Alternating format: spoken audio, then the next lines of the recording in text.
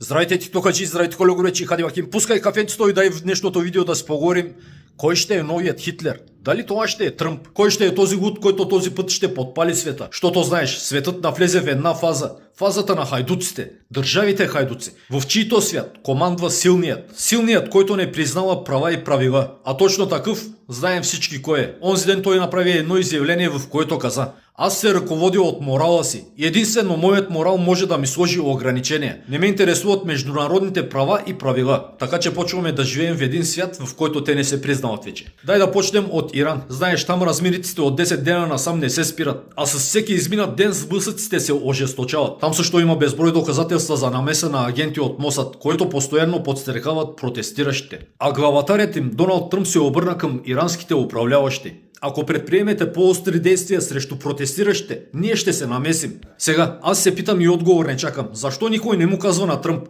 ако вашите агенти от миграционните служби продължават да разстрелват хората из улиците, ние ще се намесим, ние ще пратим към Америка нашите войски. Що не им каже някой? Имало протести в Иран и дава акъл на управляващите там. Ако се опитате да потушите тези бунтове, ние ще се намесим. Камон. Без никакъв свян човека се намесва в вътрешните работи на други държави. През година, през два там пламва нещо. Та се питам, това ли е вече играта? Така ли ще ръководим света? Всеки ще се намесва в работите на другите. До сега криво-ляво имаше някаква система, която управляваше света. Система, в която горе-долу държавите се опитваха да играят по правилата. И международните организации се опитваха поне малко да приложат тези правила. Това ли ще е вече светът? В държавите, които не работят за или с Америка, те насила ще поставят начало на страната някой, който ще работи за тях. Както стана с Венецуела, Ирак, Либия, Египет, всички останали арабски държави в Близкия изток, почти всички южноамерикански и африкански страни. Вие не работите за нас, с нас сваляме ви. Давам ти пример с Мексико. Иди ги питай хората дали могат да увеличат броя на войската си. Тръмп каза: в Мексико управляват картелите. Нали за да се бориш с тези картели ти трябва мощна армия. Обаче мексиканците без разрешение от Америка не могат да увеличат броя на войската си там. Даже и с един войник. Америка им поставя квота. Вие имате право на такава и такава войска. Толкова и толкова. Точка. Ето това е страната, която е пример за демокрация. Както и да е, въпросът сега е дали режимът на Хоменей ще успее да се отърве от американска намеса. От смяна на режима, от свалянето им от власт. И какво би последвало, ако режимът там падне? Много хора се лъжат, че страната ще си остане точно в този си вид, в който е. Една цяла държава. В границите, в която си е сега. След свалянето на Аятолаха. Защото аз не вярвам. Израел, ако падне режимът на Аятолаха, никога няма да позволи това. Не, че Израел и Иран са големи противници. Те се хранят един от друг. Нали Аятолахът вика: малкият шейтан Израел, големият шейтан Америка. Има и един среден шейтан и това е Иран.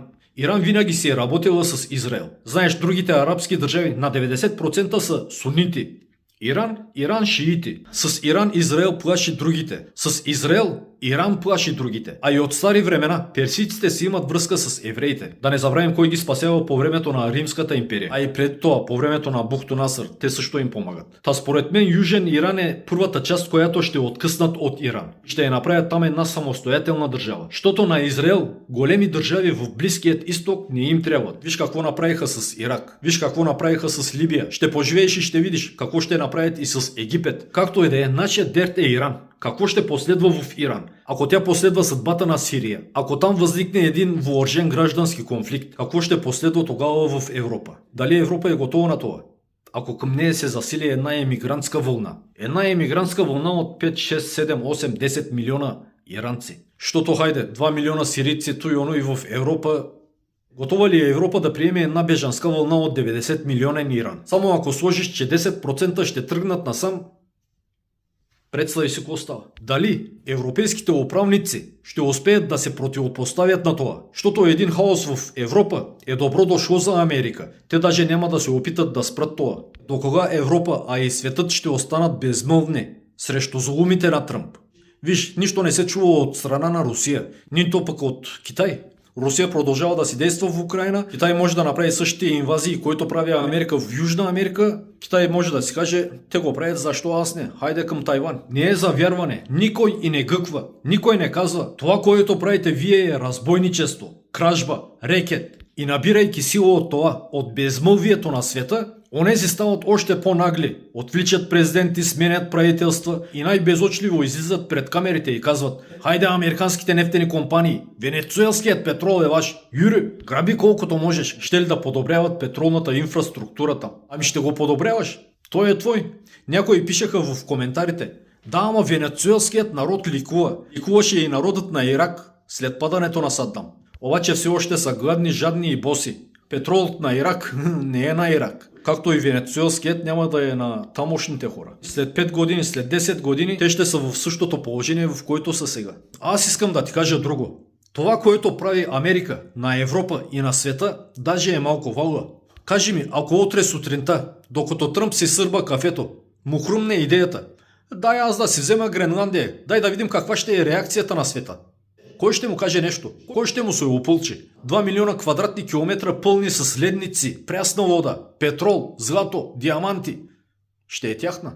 Аз се чудя защо не го направи до сега, но ще го направи. До края на мандата има време. До края на мандата Гренландия ще е американска земя. Ще поживеем и ще видим. Според мен дълбоката държава на Америка, която управлява Америка, а са управляващите на Америка, нарочно поставиха начало на държавата един луд. Един луд, който не се съобразява с никой. Най-много си викат 4 години ще е хаос, обаче Америка ще е придобила всичко. Панамският канал, петрола на Венецуела, земята на Гренландия. Хади баким, в света се търси още един друг луд, който да каже стоп на Америка. Луди много, но турците имат един лав. Дели и ги дюнде, дейнеини саквар. Буквално преведено, когато лудият види друг луд, си крие тоягата. Луди много, но всеки е луд в своят си кръг. А нашият кносан психар си е баш лута, той не се съобразява с никой. Има страх от китайци и руснаци, ама това е друг въпрос. Те са съвсем друга категория луди. Както и да е, а как ще се развият нещата в Иран, ще поживеем и ще видим. Живи, здрави и до нови срещи!